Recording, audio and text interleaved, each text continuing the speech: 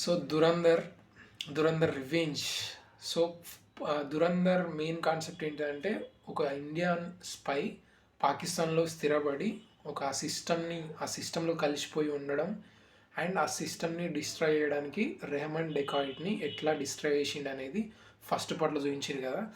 దాంట్లో భాగంగానే దాని కంటిన్యూషనే దురంధర్ రివెంజ్ అనేది. అందులో సెటిల్ అయిన తర్వాత అంటే పాకిస్తాన్లో అతని మొత్తం సెటిల్ అయిపోయిన తర్వాత ఇతని అసైన్మెంట్ ఇతని ఏ గోల్ మీద అయితే అక్కడికి పాకిస్తాన్కి వెళ్ళిండో అక్కడ డిస్ట్రాయ్ చేసే పద్ధతిని అంటే స్టార్టింగ్ నుంచి ఎండింగ్ వరకుని ఒక ప్రాసెస్ ఏదైతే ఉందో అంటే అతని అసైన్మెంట్ అనేది ఆల్మోస్ట్ ఇంపాసిబుల్ ప్రాసెస్ అనమాట. బట్ అలాంటి ఒక ఇంపాసిబుల్ థింగ్ని ఎట్లా పర్సూ చేసిండు అండ్ ఇందులో హడల్స్ ఏంటి అంటే మేజర్ ఇక్బాల్ అనేటోడు ఇప్పుడు రెహమాన్ డెకాయిడ్ తర్వాత పెద్ద అండర్ వరల్డ్ ఏదైతే ఉందో అంటే ఐఎస్ఐ మెయిన్ సిస్టమ్ ఏదైతే ఉందో దాన్ని మొత్తం ఎట్లా డిస్ట్రాయ్ చేసిండు, హంజా అనే క్యారెక్టర్ ఎట్లా డిస్ట్రాయ్ చేసిండు అండ్ ఇంకా ఒక ఓన్లీ ఆ వాళ్ళనే కాకుండా ఐఎస్ఐ సిస్టమ్ని ఎట్లా అంటే ఒక దాడి చేసే సిస్టమ్ని ఎట్లా మొత్తం చేసేసిండు అంటే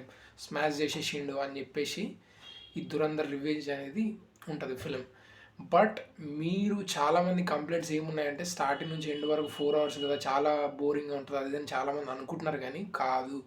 ఎందుకంటే నేను దురంధర్ 1 o'clock స్టార్ట్ చేసి 3:30 4 వరకు అట్లా ఫినిష్ చేసి మళ్ళీ ఇమ్మీడియట్గా వెళ్ళేసి 1 hour అంటే ఏఎంబి మాల్కి వెళ్ళేసి మళ్ళీ చూసి ఇప్పుడు అయిపోయింది, ఇప్పుడు వచ్చి రివ్యూ చెప్తున్నాం.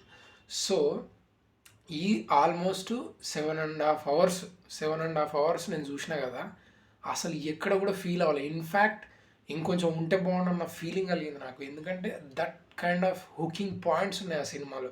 ఇట్స్ నాట్ లైక్ నువ్వేదో చూస్తున్నావు ఏదో చూసినావు అన్న ఇది కాదు. స్టోరీ ఇన్క్రెడిబుల్ ఉంటుంది అండ్ వే ఆఫ్ టెల్లింగ్ అవ్వచ్చు, మ్యూజిక్ అవ్వచ్చు, అంటే అక్కడక్కడ చిన్న హ్యూమర్ ఉంటుంది ఈ సినిమాలో అండ్ చాలా మనకు ఒక వండర్ ఫీల్ అంటే ఏమంటారు ఇలాంటి స్టోరీ ఒకటి ఉంటుందా, ఇలాంటి ఒక లైఫ్ స్టైల్ ఇలాంటి అంటే దాంతోపాటు పర్సనల్ లైఫ్లో కూడా చాలామంది గోల్స్ ఉంటాయి దానికి సంబంధించి ఒక వే ఆఫ్ లైఫ్ అంటే ఒక వే ఆఫ్ ఎగ్జాంపుల్ ఒక సెట్ ఆఫ్ ఎగ్జాంపుల్ని సెట్ చేయడం అనేది I think that is one of the craziest point అని నేను చెప్పవచ్చు.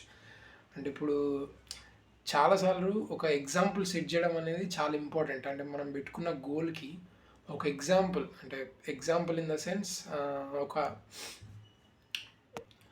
పాయింట్ ఆఫ్ సెట్ చేయడం and brilliance Indian officers brilliance కానీ ఇదంతా కూడా అసలు ఎక్స్ట్రీమ్ అసలు వెరీ అంటే ఆ శత్రువుని కూడా ఆ శత్రువు అంటే దాంట్లో ఉన్న మైనస్ని కావచ్చు ప్లస్ని కానీ తీసుకొని దాని నుంచి కొట్టడం ఇలాంటి స్టాటిస్టిక్స్ కావచ్చు అండ్ కిల్లింగ్కి వచ్చేసరికి అసలు ఆదిత్య ధర్ అసలు మరి అందులో పిహెచ్డి కూడా చేసిండ అనిపిస్తుంది. అంటే ఎన్ని రకాల కిల్లింగ్స్ అంటే అంటే ఈ సినిమాని చూసి అసలు ఇన్ని రకాల కిల్లింగ్స్ ఉంటాయా అంటే కిల్లింగ్స్ అంటే ఇట్లా చంపొచ్చా ఇన్ని రకాలుగా చంపొచ్చా అన్న పాయింట్ అయితే మనకు రీజ్ అవుతూ ఉంటుంది. ఎందుకంటే అన్ని రకాలుగా చంపుతుంటారు అసలు ఎండ్లెస్ అనమాట రివెంజ్. దీని అల్టిమేట్ రివెంజ్ అనేది ఇంకా అసలు మామూలు ఉండదు సినిమా. అండ్ దీంట్లో one of the best suspense element ఒకటి ఉంటుంది సినిమా మొత్తం త్రూ అవుట్లో.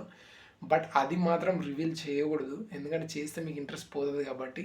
అది జస్ట్ అసలు అది వచ్చినప్పుడు మాత్రం థియేటర్ మొత్తం బ్లాస్ట్ అయిపోయింది. ఎందుకంటే అది వన్ ఆఫ్ ద బెస్ట్ అంటే మనం ఇమాజిన్ చేయని ఒక సర్ప్రైజ్ అనేది సినిమాలో ఉంటుంది. ఇన్ఫ్యాక్ట్ యామి గౌతమ్ ఆదిత్య గారి వైఫ్ ఎవరైతే ఉన్నారో జస్ట్ చిన్న గెస్ట్ రోల్లో వస్తుంది. అది కాదు suspense is something bigger that you cannot expect at all.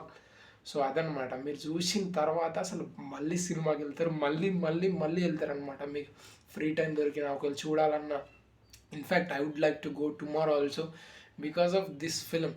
ఎందుకంటే అది మ్యూజిక్ కానీ అసలు ఎమోషన్ కానీ what not everything you name it anything. అంటే దీన్ని మించిన సినిమా ఇండియాలో ఇంతవరకు ఇలాంటి జానర్లో మాత్రం డెఫినెట్గా రాలేదు, వస్తుందా అనేది నాకు తెలియదు. బట్ ఇలాంటి జానర్లో నేను చెప్తుంది జానర్ వైజ్గా చెప్తున్నా. ఇలాంటి జానర్లో క్రైమ్ అండ్ పొలిటికల్ జానర్లో మాత్రం this is absolutely cinema, absolute perfect cinema. So don't miss this. 100% do watch this film and you will love it. That's a thing. That's it. Thank you for watching.